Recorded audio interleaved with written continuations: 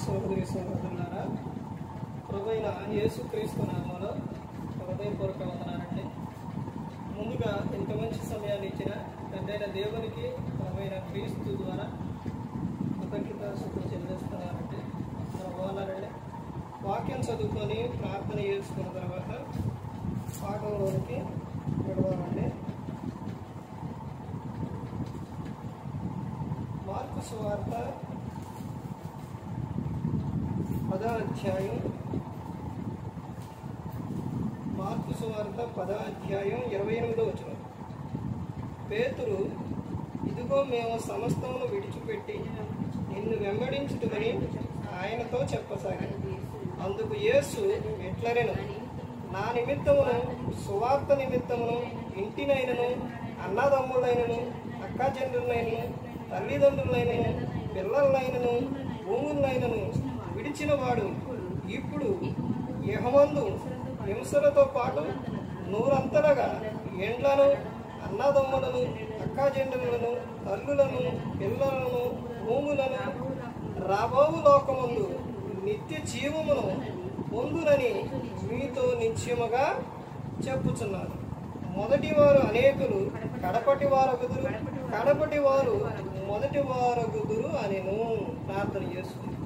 పరలోకమందున్న మా తండ్రి, పరిశుద్ధ ప్రేమ గల తండ్రి, గొప్ప తండ్రి, యెహోవా తండ్రి, అయా మీ ప్రియకుమారుడు యేసుక్రీస్తు ప్రభువారి ద్వారా కృతజ్ఞతాస్తుతులు చెల్లిస్తున్నాం. ఆయన రాత్రి వేళ మా అందరితో మాట్లాడమని మా ప్రభువైన యేసుక్రీస్తు నామములో వేడుకుంటున్నాం తండ్రి. ఆమేన్. ప్రభువైన యేసుక్రీస్తు నామములో హృదయపూర్వక వందనాలండి. దేవుని కుమారుడు యేసుక్రీస్తు ప్రభువారు లోకానికి వచ్చిన తర్వాత పరలోక రాజ్యం సమీపిస్తుంది కనుక మారు మనసు పొందమని ప్రకటింప మొదలుపెట్టారు. అంశం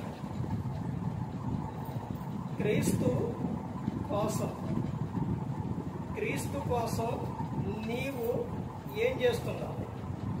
క్రీస్తు కోసం నీవు ఏం చేస్తున్నావు? ఏం చేస్తున్నావు? ఈ లోకంలోని తల్లిదండ్రి పిల్లల కోసం ఏం చేస్తారు? ఆస్తులు సంపాదిస్తారు. ఎందుకనంటే వారు ఎలా ఉండాలి? ఆనందంగా ఉండాలి, సంతోషంగా ఉండాలని సంపాదిస్తారు. అలాగే ముందుగా తండ్రి అయిన దేవుడు మనందరినీ ఈ లోకానికి పంపించేటప్పుడు మనందరి కోసం ఏం చేశారు? ఆయన సమస్తాన్ని సమకూర్చి ఆ తర్వాతే మనల్ని ఈ లోకానికి పంపించారు. పంపించిన తర్వాత ఏ ఒక్కరు కూడా నశించి నరకానికి వెళ్ళిపోకూడదని యేసుక్రీస్తు ప్రభువారు ఈ లోకానికి వచ్చి మనందరి కోసం సిలువలో తన ప్రాణాన్ని పెట్టారు. మరి ప్రాణం పెట్టిన ఆయన కోసం నువ్వు ఏం చేస్తున్నావు? చాలా మంది బైబిల్ గ్రంథంలో కూడా అడిగితే కొత్త నిబంధనకు వచ్చేసరికి కొంతమంది నెపములు చెప్పారు. అంటే రమ్మంటే వాళ్ళు ఏం చేశారు? రాలేదు. చాలా వంకలు, తర్వాత రకరకాల కారణాలు ఇవన్నీ కూడా చెప్పారు. ఇక్కడ ఏమని చెప్తున్నారంటే, నా నిమిత్తం అంటే క్రీస్తు నిమిత్తం, సువార్త నిమిత్తం నువ్వు ఏదైనా కానీ ఎవరెవరినంట? అక్కాచెల్లెలను కానీ, లేకపోతే పిల్లలను కానీ, తల్లిదండ్రులను కానీ, వీళ్ళందరినీ, భూములు కానీ, లేకపోతే ఇంకేదైనా కానీ నువ్వు వదిలిపెట్టి నా కోసం నువ్వు వస్తే ఏమని చెప్తున్నారు? తర్వాత మరలా అవన్నీ కూడా నువ్వేం చేస్తావంట? సంపాదించుకుంటావు అని చెప్తున్నారు. అబ్బే నాకు కుదరదండి, నేను నా వెనక మరి ఇంకా చాలా మంది ఉన్నారండి, లేకపోతే రకరకాల కారణాలు చెబితే తర్వాత నువ్వు ఏమీ కూడా నువ్వు సంపాదించుకోలేవు. ఆ తర్వాత ఒకటి ఉంది, శాశ్వతమైనది ఒకటి ఉంది. క్రీస్తు నిమిత్తం, సువార్త నిమిత్తం అన్నిటినీ నువ్వు వదిలిపెట్టి వస్తే ఆ తర్వాత వాటిని అన్నిటినీ నువ్వు సంపాదించుకుంటావు. తర్వాత శాశ్వతమైనది సంపాదించుకుంటావు. ఏంటది? నిత్య జీవం. ఏంటది? నిత్య జీవం సంపాదించుకుంటావు. క్రీస్తు కోసం నువ్వు అన్నిటినీ నువ్వు త్యాగం చేస్తే తర్వాత నువ్వు అన్నీ సంపాదించుకుంటావు, అన్నీ నీకు వస్తాయి. తర్వాత వాటితో పాటు నీకేమొస్తుంది? నిత్య జీవం. ఇప్పుడు మీకు అర్థం అవడానికి షాప్ కాడికి వెళ్ళి కూరగాయలు కొన్నాం అనుకోండి, ఏమంటే కొసరి ఇవ్వంటే అక్కడ ఏమిస్తారో? కొసర, కొత్తిమీర, లేకపోతే ఇంకేదన్నా ఇస్తారు. అసలు ఏమీ కొనకుండా కొసరి ఇవ్వంటే ఇవ్వడం. అలాగే మనం క్రీస్తు కోసం బ్రతికితే, క్రీస్తు కోసం మనం నిలబడితే, క్రీస్తు కోసం మనం ఆయన కోసమే మనం ఈ లోకంలో సువార్తను ప్రకటిస్తూ ఆయన కోసం మనం ఈ లోకంలో జీవిస్తే, ముందు అన్నిటినీ నువ్వు వదిలేసి వచ్చేస్తే ఆ తర్వాత అవన్నీ నీకు ఇస్తాను అని నేను చెప్తాను. ఇది చాలా మందికి అర్థం అవ్వట్లేదు. వీటితో పాటు ఏమిస్తానని చెప్తున్నారు? శాశ్వతమైనది ఇస్తా, అదే నిత్య జీవం. ఈ రోజున మొదటిగా ఉన్నవారు ఏమైతున్నారంటే కడపటి వారు అవుతున్నారు.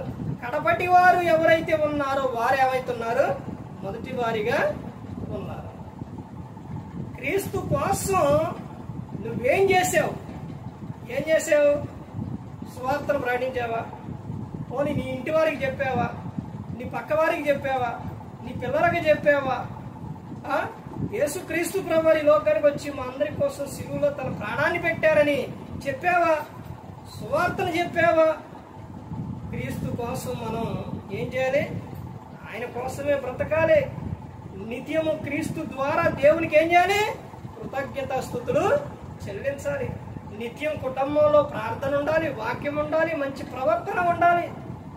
ప్రతి ఒక్కరూ కూడా గమనించుకోవాలి. ఈ లోకం శాశ్వతం కాదు, శాశ్వతమైన లోకం ఉంది, పరలోకం. ఇదిగో నా కోసం వస్తే, సువార్త నిమిత్తం వస్తే మీరు అన్ని పొందుకుంటారు. వదిలిన ఏవైతే ఉన్నాయో అవన్నీ పొందుకుంటారు. యోబు గారికి అంతేకండి, అన్ని పోయి మరలా తిరిగి రెండంతలో మరలా తిరిగి వచ్చింది. దేవుడు ఎప్పుడు కూడా ఆయన మనం ఇస్తే ఆయన ఉంచుకుని ఆయన కాదు, మనకు తిరిగి మరలా ఇంకా రెట్టింపిస్తాడు. అందుకని ప్రతి ఒక్కరు గమనించుకోవాలి.